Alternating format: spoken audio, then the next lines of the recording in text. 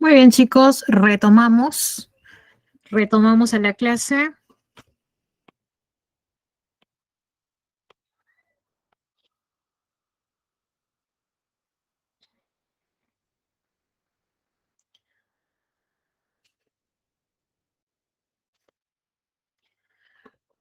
Muy bien, a ver, vamos retomando, chicos. Entonces, nos quedamos en este punto. Como les indicaba, era el cuarto punto, si no me equivoco, el cuarto punto que estamos desarrollando, ¿no? El cuarto punto, ya está. Antes del receso, te había mostrado que existían dos tipos de ciclos biogeoquímicos, ¿no? Esos dos tipos era el tipo gaseoso y el otro era el sedimentario. ¿Por qué se le dice gaseoso? Porque la atmósfera sería la reserva esencial del elemento. Por ejemplo, el carbono es del tipo gaseoso porque el carbono tiene su principal reserva en la atmósfera. El nitrógeno también es del tipo gaseoso. Los del tipo sedimentario, vamos a verlo en una siguiente diapositiva, y recuerda, es cuando el elemento es almacenado en forma de sedimento sólido. Muy bien, entonces comenzamos con estos ciclos del carbono y del nitrógeno que son del tipo gaseoso. Muy bien, perfecto. El ciclo del carbono, recuerda que este ciclo es de gran importancia para la supervivencia de los seres vivos, ¿no? Recuerda que el carbono es un componente esencial para vegetales, para animales, interviene en la fotosíntesis. Recuerda que las plantas precisan de CO2 para realizar el proceso fotosintético.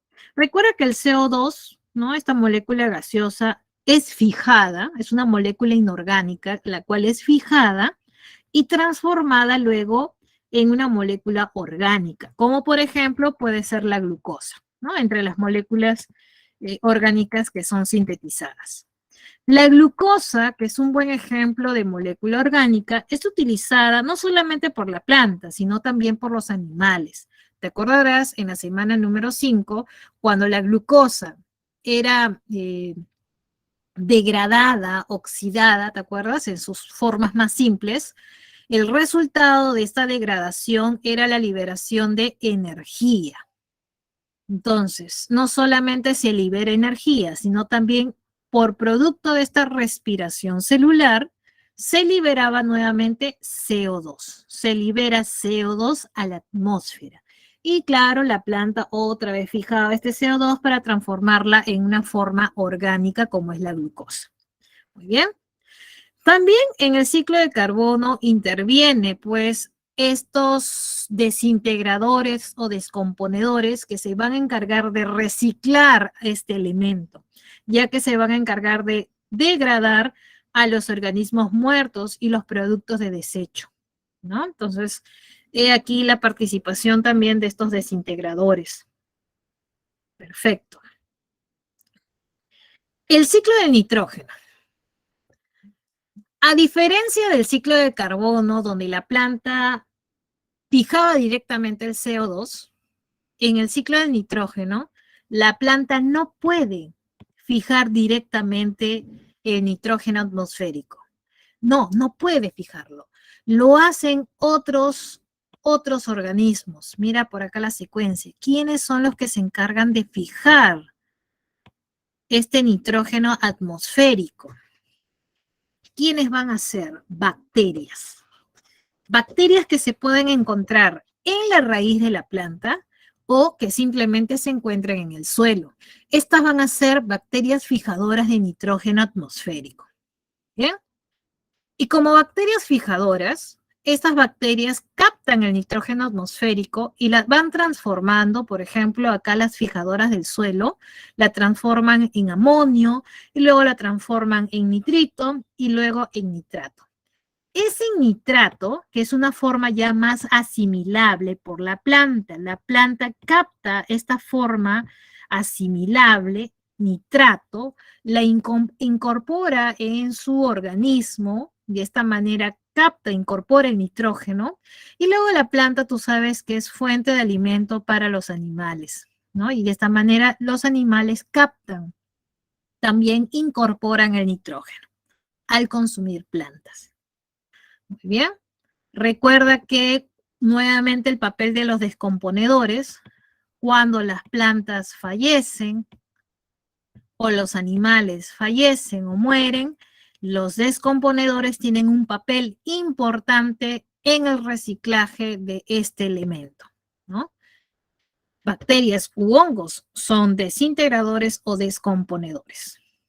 Muy bien, chicos. Por favor, hacemos captura de pantalla y nos vamos a la siguiente diapositiva.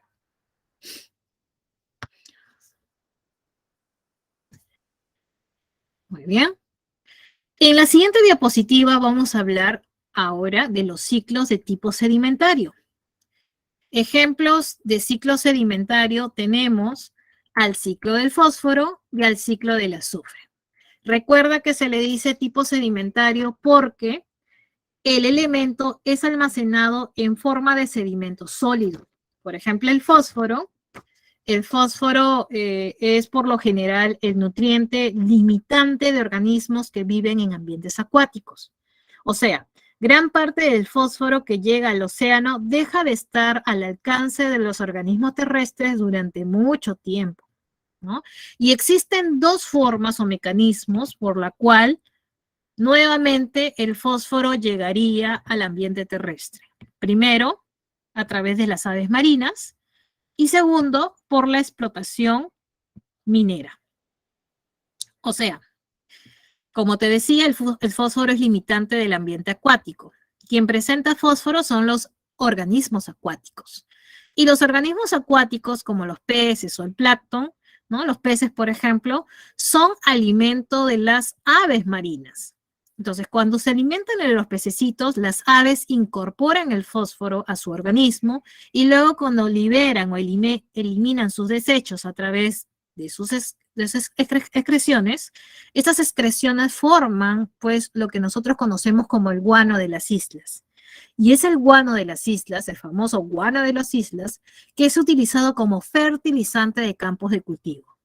Ese es un primer mecanismo por el cual el fósforo puede llegar al ambiente terrestre.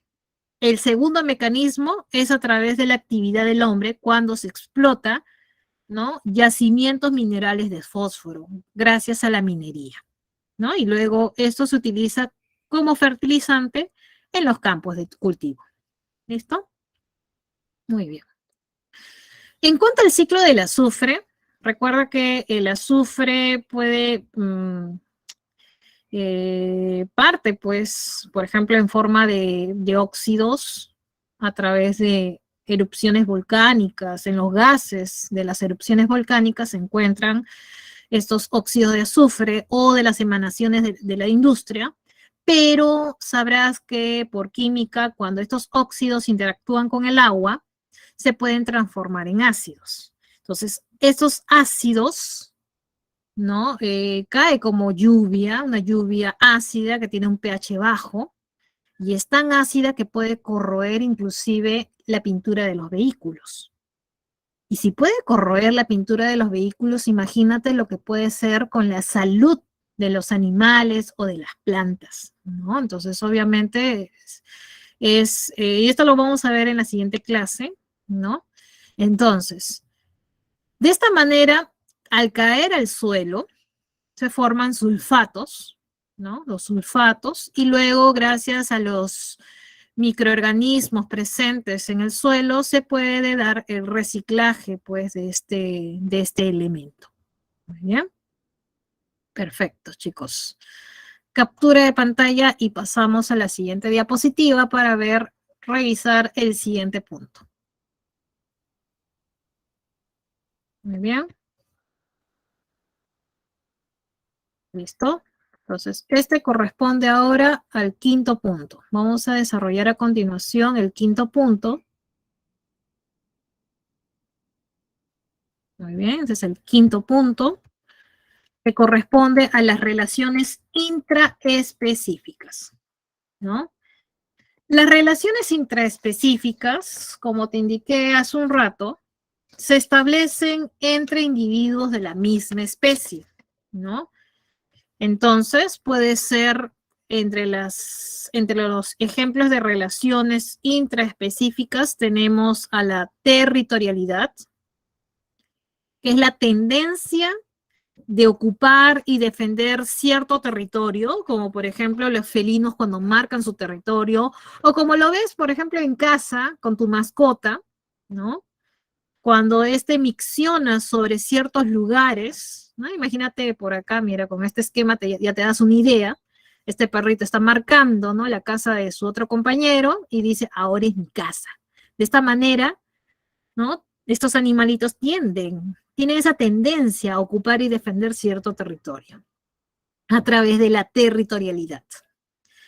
El predominio social es otra relación intraespecífica donde en una población comienza a aparecer jerarquías sociales, ¿no? Individuos dominantes con individuos dominados, ¿no? Aparece esta jerarquía social. Es así, por ejemplo, en los lobos marinos aparecen individuos dominantes y individuos dominados. O en el caso del abejorro común, por ejemplo, en este insecto sucede que las larvas de 3 años impiden el crecimiento de las larvas de 1 o de 2 años. Entonces, aquí los individuos dominantes serían las larvas de 3 años y los dominados serían las larvas de 1 y de 2. ¿No? Por esta razón se explica por qué las eclosiones de los adultos se da cada 3 años. Sociedad. Es una relación intraespecífica, ¿no? En algunas especies se produce una diferenciación morfológica que va acorde con la función que realiza ese individuo en esa población. Por ejemplo, sabemos de las abejas, ¿no? La abeja reina, ¿es igual morfológicamente con la abeja obrera? No, ¿verdad? Hay diferencias, ¿no? En cuanto a morfología, hay diferencia entre la abeja reina, hay diferencia con la abeja obrera y con los zánganos. Y esta diferencia morfológica está acorde con la función que realizan estos individuos en dicha sociedad. Así como la abeja, también se cumple en las hormigas y en las termitas. La compensación es otra relación intraespecífica, ¿no? Se da, por ejemplo, en el caso del pingüino emperador, cuando algunos pingüinos, no solamente cuidan sus propias crías, sino también las crías ajenas, ¿no? Y algunos individuos actúan entonces como nodrizas, cuidando sus crías y las de otros, mientras que los demás adultos comienzan a realizar otras actividades como la pesca. Esta relación se llama compensación. La migración es otra relación intraespecífica, ¿no? Es otra forma de mantener el equilibrio de la población para aprovechar mejor el alimento y el espacio existente. Por ejemplo, la migración del salmón desde el mar hasta las nacientes de los ríos donde depositan sus huevos, ¿no? O el gregarismo, que también es otra relación intraespecífica, viene a ser una agrupación temporal de individuos sin parentesco para obtener alimento y defenderse mejor, ¿no? De los depredadores, por ejemplo, como es el caso de los cardúmenes de peces. Entonces, esos son diferentes ejemplos de relaciones intraespecíficas, relaciones que se establecen entre individuos de la misma especie. Muy bien. Perfecto. Hacemos captura de pantalla, chicos, y nos vamos a la siguiente diapositiva. Relaciones interespecíficas son relaciones que se establecen entre individuos de diferentes especies, ¿no? Recuerda que la interacción de dos especies diferentes puede tener sobre cada una de ellas una influencia que puede ser nula o puede ser una influencia favorable o desfavorable. Y así pueden surgir diferentes tipos de combinaciones, como puede ser el neutralismo, cuando No hay beneficio ni perjuicio para ninguno de los dos organismos. Tenemos dos especies que van a ser independientes, no tienen ninguna influencia entre sí. Por ejemplo, estamos viendo en este esquema, tenemos una vaca y estas aves. Simplemente esta relación no hay beneficio y tampoco hay perjuicio. Es una relación nula, ¿no? La competencia. Cuando se da esta relación entre especies diferentes, cada especie actúa desfavorablemente sobre la otra. La competencia aparece, por ejemplo, por la lucha de alimentos o de repente por el refugio o por los lugares de puesta, entre otros. Estas dos especies serían especies competitivas.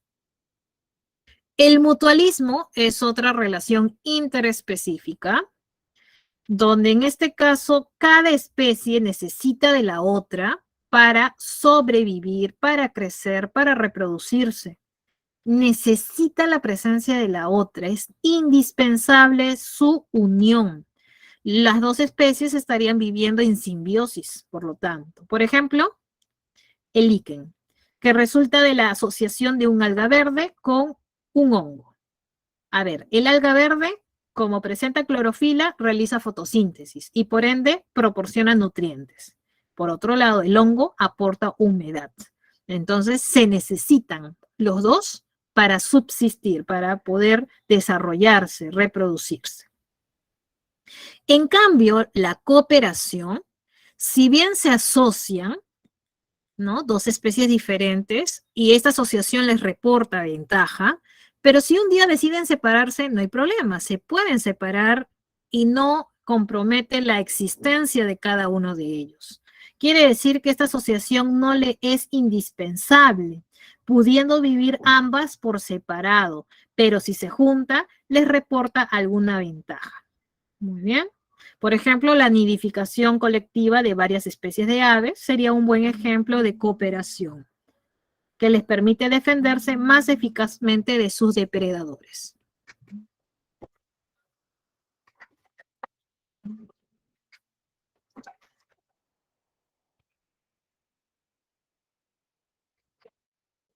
Aló, disculpe, ¿me puede llamar después de alguna vez? Gracias. Sí, gracias. Comensalismo.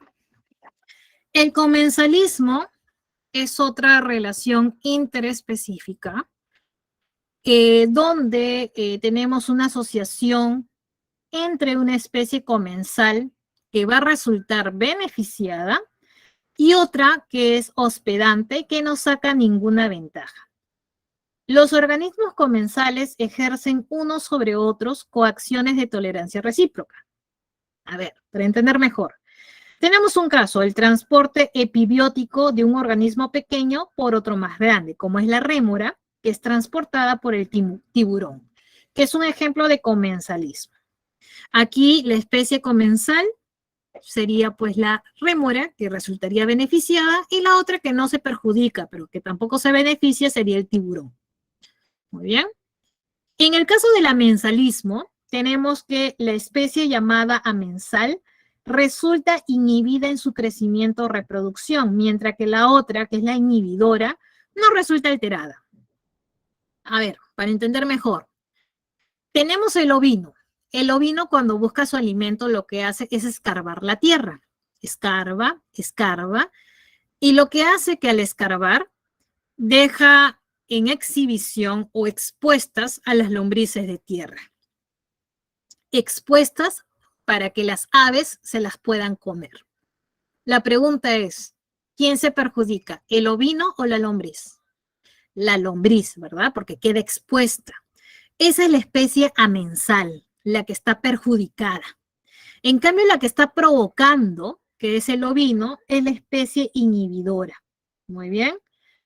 Entonces, este es un caso de amensalismo, donde una especie resulta perjudicada y la otra no resulta alterada. Parasitismo.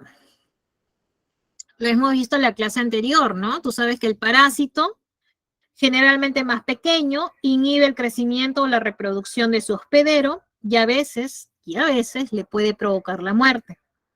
¿no? Recuerda que las bacterias, los parásitos patógenos, entre otros, son un buen ejemplo. La depredación. En este caso existe una especie depredadora que ataca a otra, que es la presa, para alimentarse a su costa, ¿no? Por ejemplo, el caso de los tiburones que atacan a los peces. Muy bien, entonces son diferentes casos de relaciones interespecíficas que son interacciones entre especies diferentes. Muy bien, chicos, hasta ahí espero que todo esté claro.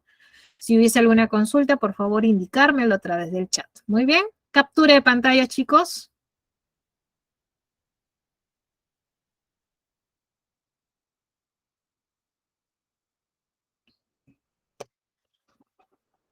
Muy bien. A ver, las relaciones entre estos pueden cambiar dependiendo, a ver, si puede cambiar o no, imagino que depende mucho de los factores externos, chicos. Ahora, generalmente si entre dos especies hay neutralismo, muy, muy raro que vaya a una relación totalmente, ¿cómo se dice?, opuesta, que sea depredación. Si originalmente era una relación neutral, muy poco probable puede llegar a ese tipo de relación totalmente drástica, ¿no? ¿No? Entonces, depende mucho de los factores, chicos, mucho depende de los factores. Muy bien. A ver, vamos a la siguiente diapositiva, chicos.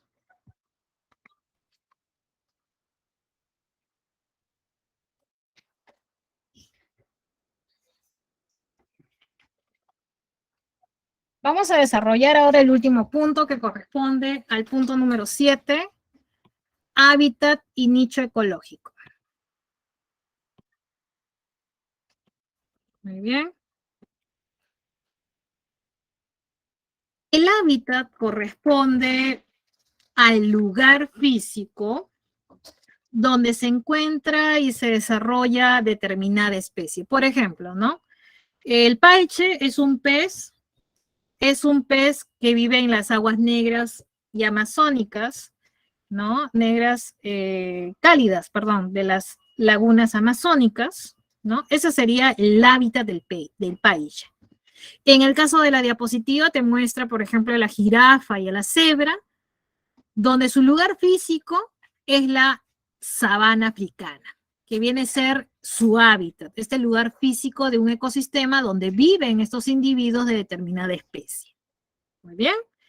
Y generalmente, chicos, las especies que viven en un hábitat determinado tienen un régimen alimenticio conocido, una ocupación que es la función natural de la especie dentro del ecosistema. Es decir, esta profesión con la cual se ganan la vida, ¿no? Sería esta función natural.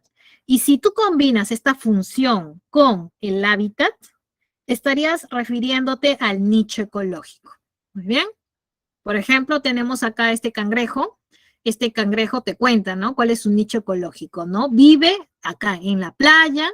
¿Qué más hace? A ver, ¿qué actividades realiza? Sale en la noche, te dice come pececitos pequeños, coloca huevos, no le gusta el frío, ayuda, por ejemplo, a otros organismos y me come tal ave, ¿no? Entonces, esa es la función natural de este individuo. Por lo tanto, si hacemos referencia primero a la especie, lugar y función, esos 3 puntos te va a definir lo que es el nicho ecológico. Por lo tanto, si te digo a continuación, el paiche, depredador de peces pequeños, que vive en las lagunas amazónicas, ¿nos estamos refiriendo al nicho ecológico?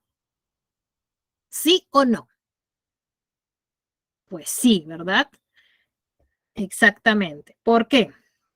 Porque te estoy mencionando la especie, te estoy mencionando su función, que es depredador de peces pequeños, y te estoy mencionando el lugar, su hábitat, que viene a ser la laguna amazónica. Muy bien. Entonces, eso es el nicho ecológico, chicos, y puede ser pregunta de examen. Perfecto. Muy bien.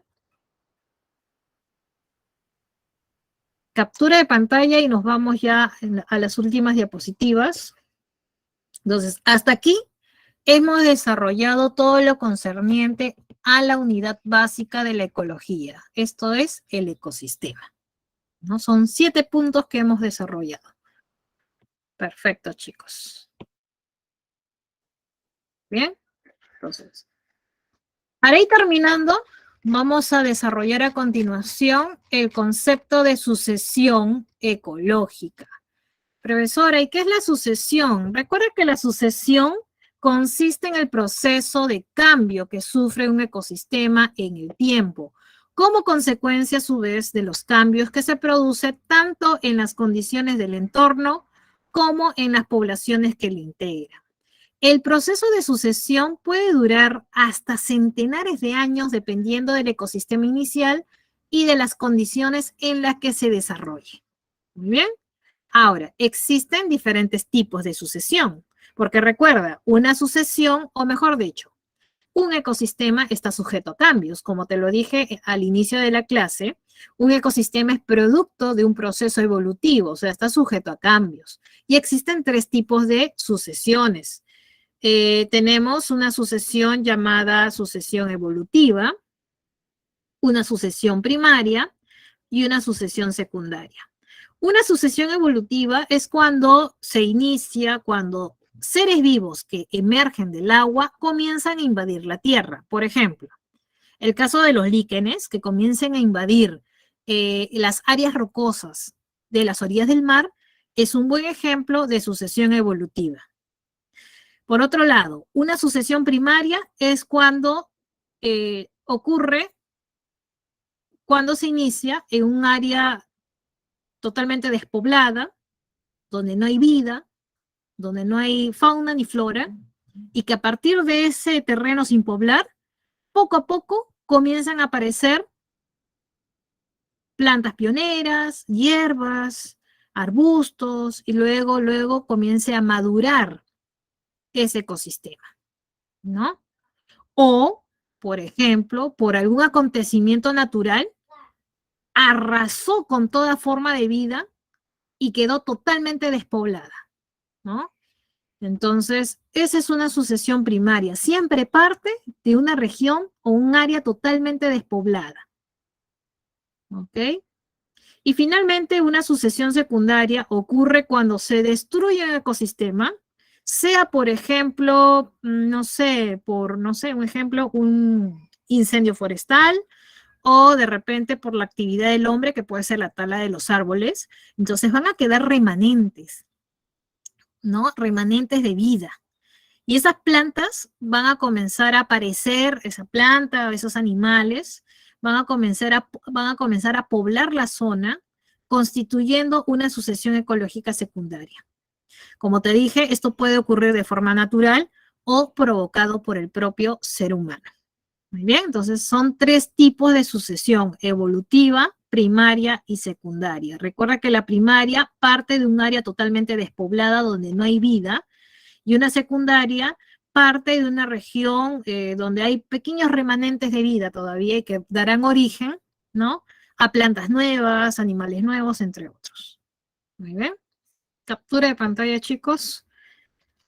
Pasamos a la siguiente diapositiva.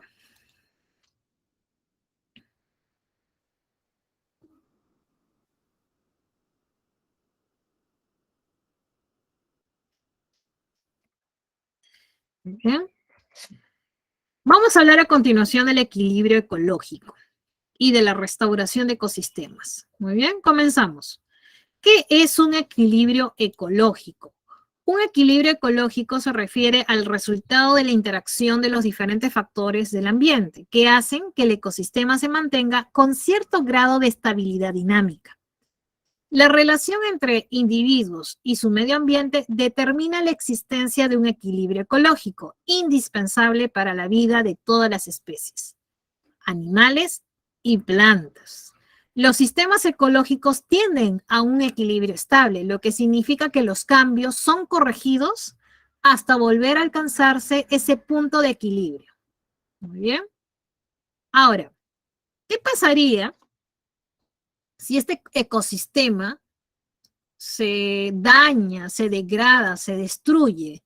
Entonces aparece la restauración de ecosistema, que es un esfuerzo práctico de recuperar de forma asistida la dinámica natural tendiente a restablecer alguna trayectoria posible del ecosistema histórico o nativo de una región. ¿Cuál es el objetivo de la restauración de un ecosistema? No necesariamente es volver a recuperar el ecosistema original, sino de los componentes básicos de la estructura, función y composición de la especie, de acuerdo a las condiciones actuales en que se encuentra el ecosistema que se va a restaurar. Esta restauración es un proceso complejo y consiste, como te decía, en asistir a la recuperación de ecosistemas que han sido degradados, que han sido dañados o destruidos. Entonces, la práctica de la restauración consiste en inducir una mínima perturbación en el espacio degradado con el fin de desencadenar un proceso espontáneo de reconfiguración del sistema en la dirección deseada, ¿no? Eso corresponde a la restauración de los ecosistemas. Muy bien, entonces recuerda que esta clase vamos a complementarla con la lectura que se encuentra en tu separata, ¿ya? Entonces hay que complementar, chicos, la clase de hoy con la separata.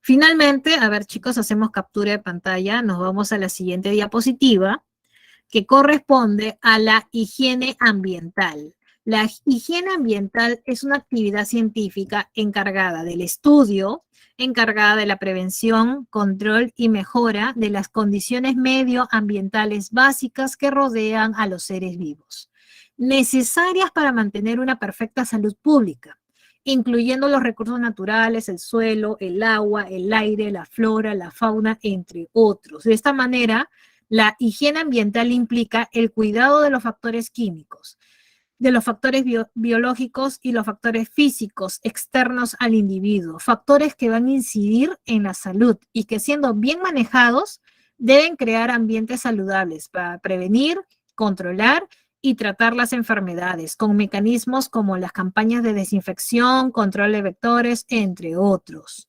Es así que la calidad de vida de los seres humanos depende en gran medida de la actitud que se tome frente a la higiene ambiental.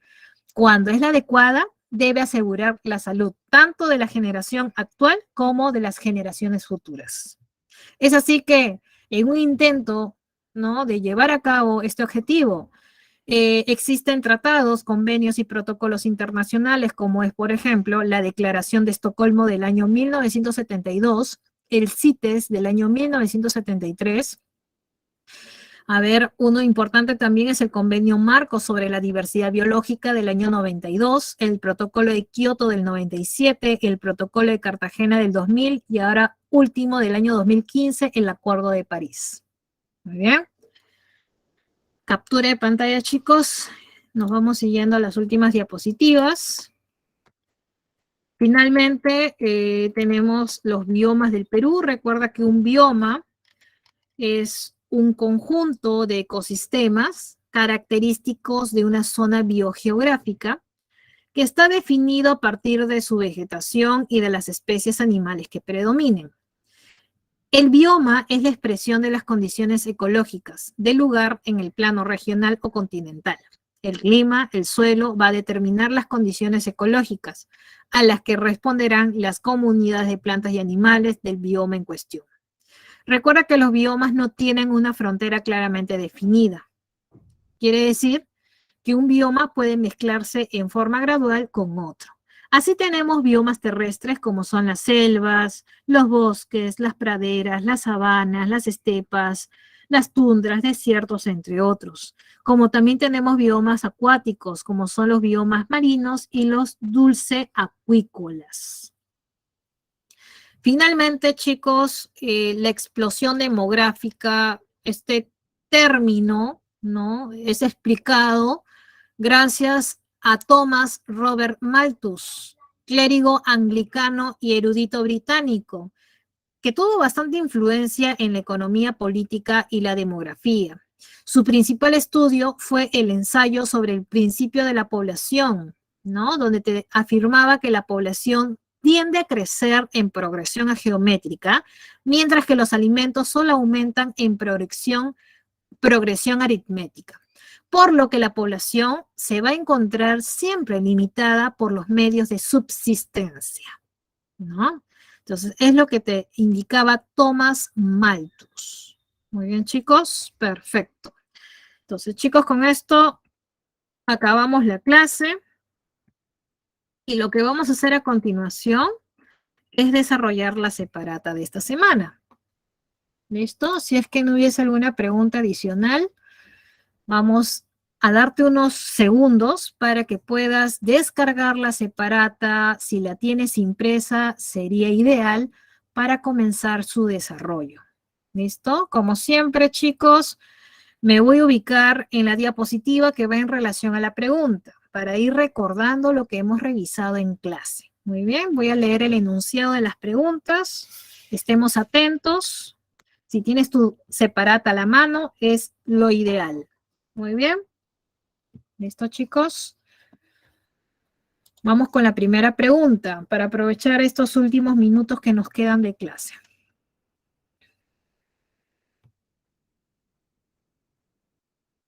¿Listo? Perfecto. Te dice, a ver, vamos a leer el enunciado. Ya estamos listos, ¿cierto? Te dice, la Reserva Nacional Pampa Galeras, Bárbara de Chille, en Ayacucho, posee una gran variedad de seres vivos interactuando entre sí y con su medio externo, dando lugar a un ambiente natural en equilibrio dinámico y cuyo factor biótico característico es, a ver, entonces nos podemos ir acá de repente, para que recuerdes qué es un factor biótico, chicos. ¿Qué incluye los factores bióticos? Incluye a los seres vivos. Entonces, esta es cultura general también. Recuerda, ¿cuál es el principal ser vivo que se encuentra en la Reserva Nacional Pampa Galeras?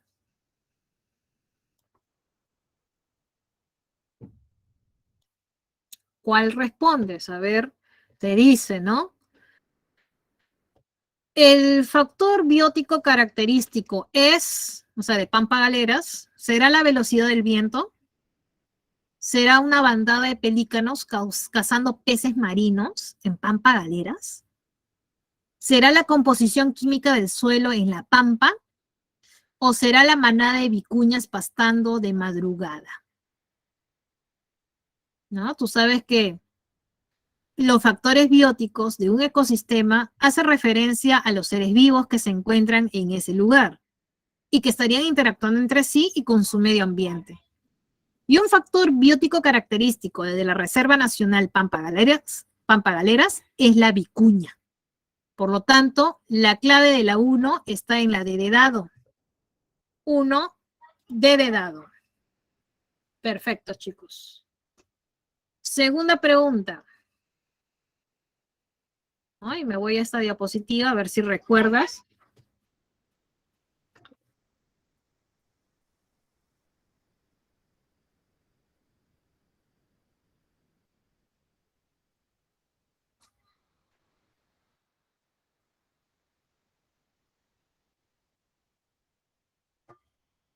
Te hice la segunda pregunta. Si se define a una población como un conjunto de individuos de la misma especie que se encuentran en un determinado lugar durante un periodo de tiempo, con base a esta definición,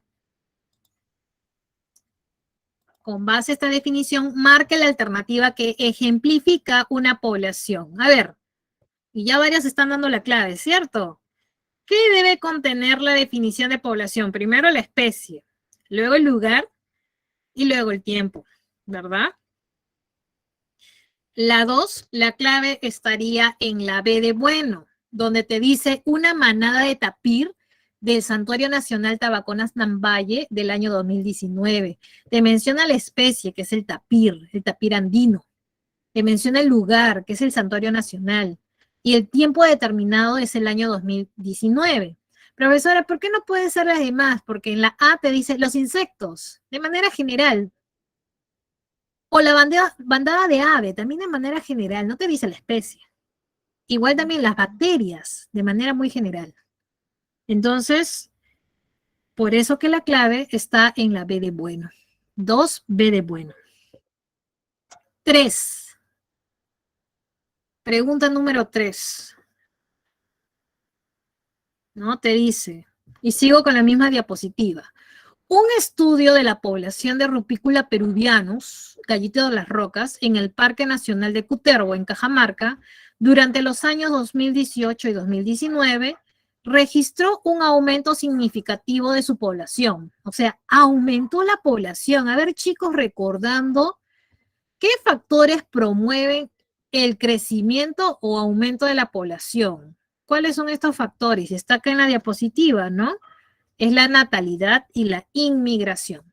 Pero te dice, ¿no? Te dice que registró un aumento significativo de su población sin llegar a detectar inmigrantes, o sea, no hubo inmigración. Entonces tú rápidamente dices, entonces si aumentó, debe ser por la natalidad. Entonces, por lo que se puede atribuir que el incremento sería por, sería por el alimento,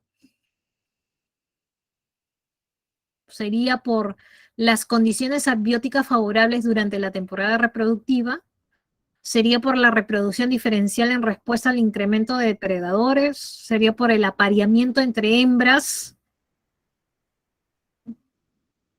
de otras especies. A ver, recuerda que una de las dos variables que influyen al crecimiento de la población, como te dije, es la tasa de natalidad. La natalidad depende principalmente de la fecundidad de la hembra, depende de la proporción de individuos fértiles y sobre todo de las condiciones abióticas favorables. Si estos parámetros son favorables, entonces la tasa de natalidad va a ir en aumento, generando incremento en la población. Por eso que la clave de la 3 la vas a encontrar en la B de bueno. Exactamente, chicos. 3B de bueno. 4, ¿no? Y vuelvo a esta diapositiva, ¿no? Te dice, los factores abióticos corresponden al conjunto de variables físico-químicas que determinan las condiciones en las que viven los organismos de un determinado ecosistema. Un ejemplo de estos factores sería, ¿cuál? A ver. Sería la temperatura del aire en el desierto, la cantidad de alimento, el incremento de presas, el aumento de las relaciones simbióticas. Recuerda que un factor abiótico es el conjunto de variables físico-química que determinan las condiciones ambientales, influye el desarrollo de los seres vivos, o sea, el aire, el suelo, la temperatura, entre otros, serían ejemplos. Por lo tanto, la respuesta de la 4 está en la A de avión. 4, A de avión. Perfecto, chicos, perfecto. 5. Sabemos que la unidad funcional de la ecología es el ecosistema, ¿verdad? Que corresponde a una entidad compleja en la que se establecen relaciones entre sus dos componentes. ¿Cuáles son esos dos componentes? Biotopo y biocenosis. Dice, señala uno de ellos.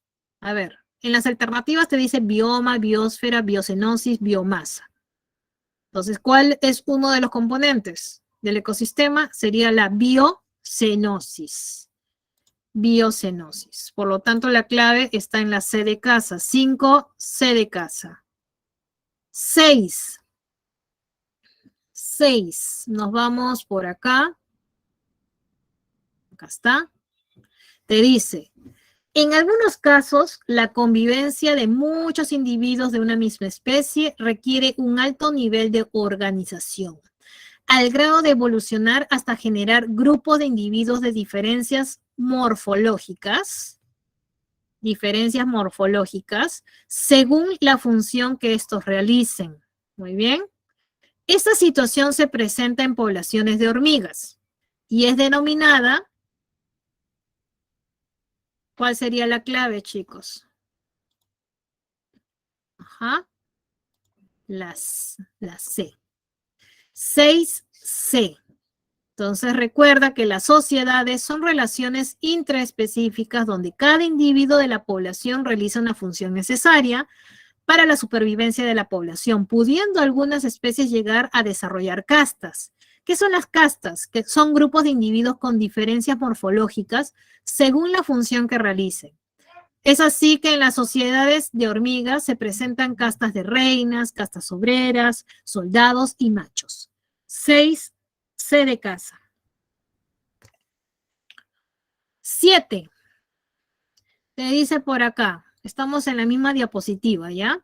Te dice, la relación dentro de un grupo de individuos de una misma especie, donde algunos realizan el cuidado de crías propias y ajenas en beneficio del grupo, es denominada, ¿te acuerdas del pingüino emperador? Se llama compensación. La compensación es una relación intraespecífica en la cual individuos pueden realizar el cuidado de crías propias y ajenas, ¿no? Como es el caso del pingüino emperador. 7, B de bueno. Pregunta número 8. Nos vamos a sucesión. Te dice, el dinamismo de la biocenosis la mantiene en constante cambio, pudiendo llegar a variar la composición de especies con el paso del tiempo, proceso conocido como sucesión ecológica. Si esta sucesión ocurre luego de un incendio forestal, es clasificada de tipo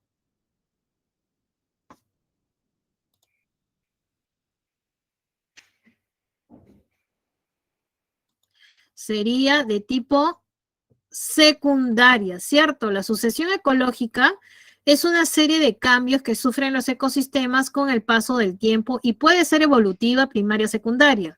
Pero recuerda que la secundaria ocurre en un lugar que estuvo previamente habitado por seres vivos y que sufrió una perturbación, por ejemplo, un incendio forestal. Estos cambios generan un proceso de recuperación que lo lleva a adquirir características similares al ecosistema original o similares a algún ecosistema cercano. Por lo tanto, la clave de la 8 está en la B de bueno. Muy bien. Entonces, respondiendo a la pregunta de tu compañera acerca de sociedad y predominio social, retorno a esta diapositiva. Muy bien. Y te dice, mira, recuerda que en un predominio social vamos a encontrar que en una población van a aparecer jerarquías, o sea, animales que van a dominar a otros, pero no implica que haya cambios en la morfología, ¿no? En cambio, en una sociedad ya vamos a ver la presencia de castas, o sea, va a ver que los individuos van a presentar diferencias morfológicas. Por ejemplo, si tú te pones a pensar en las abejas, ¿tú alguna vez has visto una abeja reina? ¿Es igual que una abeja obrera? Y a su vez, la abeja obrera es igual que un zángano. ¿Hay diferencias morfológicas? ¿Sí o no? Ajá, entonces, esta diferencia morfológica que va acorde a su función se refiere a las castas. Y esto es característico de una relación llamada sociedad. En cambio, en el predominio social no hay diferencia morfológica, simplemente aparecen, ¿no?, individuos dominantes. Así por decir, ¿no? El macho alfa, ¿no? ¿No? Entonces, hay algunos individuos que adoptan este predominio, ¿no? Pero no hay una diferencia en cuanto a morfología en los predominios sociales. Muy bien, espero haber respondido tu duda. Perfecto. Entonces, continuamos con el desarrollo de la separata. Me voy ahora a ver qué pregunta nos quedamos. Nos vamos a la pregunta número 9.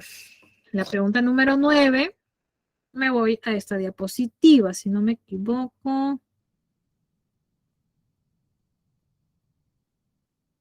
Acá, muy bien. Te dice, el estado por el cual el ecosistema tiende a adquirir una mayor complejidad y estabilidad se denomina. Recuerda que el ecosistema tiende a adquirir un estado de madurez que permite el desarrollo y dinamismo de sus poblaciones. Esta complejidad y estabilidad que caracterizan a una madurez del ecosistema son muestra de que se encuentra en equilibrio ecológico. Por lo tanto, la clave de la 9 está en la D de dado, equilibrio ecológico. Pregunta número 10. Y me voy por acá. ¿Listo? Te dice, Mari visita una plantación de nogal negro americano con el objetivo de estudiarla. Durante su visita, el encargado le cuenta una singularidad de esta planta. Y es que en donde crece un nogal, no crece ninguna otra planta a su alrededor. Pregunta, ¿qué relación interespecífica se estaría produciendo? ¿Habría neutralismo? No, porque estás viendo que las otras plantas no crecen, se están viendo afectadas, ¿no crees? Parasitismo no sería. ¿Qué sería? ¿Comensalismo o sería amensalismo?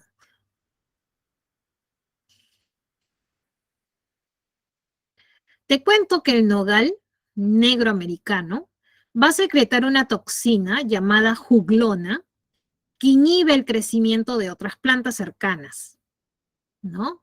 Este nogal no se perjudica, pero tampoco se beneficia, ¿no? Pero obviamente estaría perjudicando a las otras plantas cercanas, no le permitiría crecer, por lo tanto se considera un ejemplo de amensalismo.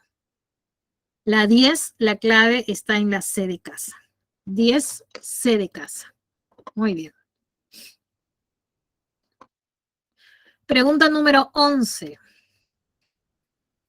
Y nos vamos al ciclo de nitrógeno que estaba por acá. A ver, en el ciclo del nitrógeno, que es un elemento importante para la formación de proteínas y ácidos nucleicos, participan microorganismos que posibilitan su uso por las plantas y su retorno a la atmósfera.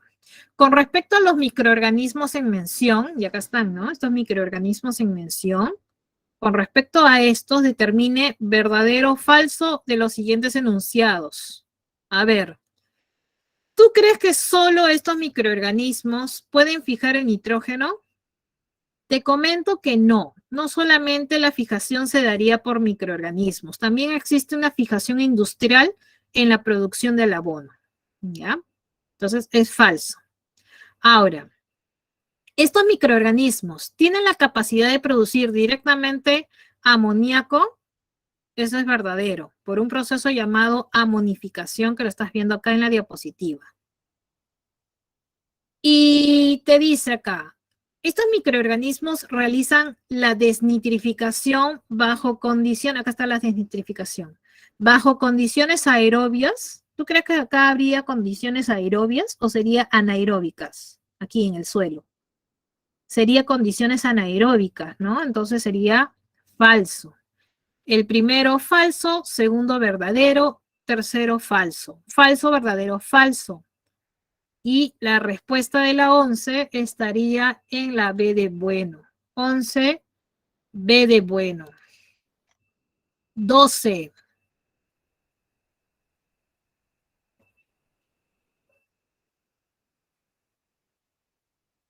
Y nos vamos por acá. Acá está. El flujo de la energía. Muy bien, te dice, los organismos utilizan energía química en diversas actividades metabólicas, fisiológicas y de movimiento. Esta energía fluye a través de la cadena trófica, de tal manera que un consumidor obtiene energía solo de las especies que le sirven de alimento. Basados en el texto podemos inferir, mira, que el flujo de la energía de la cadena trófica no incluye la energía de los productores. Recuerda que ellos son los productores, ¿eso es verdad? Ocurre en una sola dirección, se incrementa en los niveles tróficos superiores, ya te dije que no, se realiza de forma cíclica, es cíclico, no, entonces recuerda que la energía química útil para los seres vivos fluye a través de la cadena trófica de manera unidireccional, en un solo sentido, ¿no? El flujo se inicia desde los productores y a medida que se transfiere de nivel a nivel, ocurre una gradual pérdida de energía en forma de calor, como ya te expliqué por acá. De tal manera que en niveles superiores, el flujo de energía es muy reducido, como te dije por acá con los carnívoros, ¿no? Entonces la respuesta de la 12 está en la B de bueno. Muy bien, chicos, ya me falta un minuto, así que voy a aprovechar en pasarte las claves. Mira, ahí tienes las claves de esta semana. Lo voy a compartir en el chat. Muy bien, ahí están las claves. Igual te las dicto. Quedamos que la 1D de dado, 2B de bueno, 3B de bueno, 4A de avión, 5C de casa, 6C de casa, 7B de bueno, 8B de bueno, 9D de dado, 10C, 11B de bueno, 12B de bueno, 13A, 14D de dado, 15A de avión. Muy bien, chicos, me despido. Nos vemos. Buen fin de semana. Hasta la siguiente clase, chicos. Hasta luego. Voy a dejar de compartirles. Me despido. Hasta luego, chicos.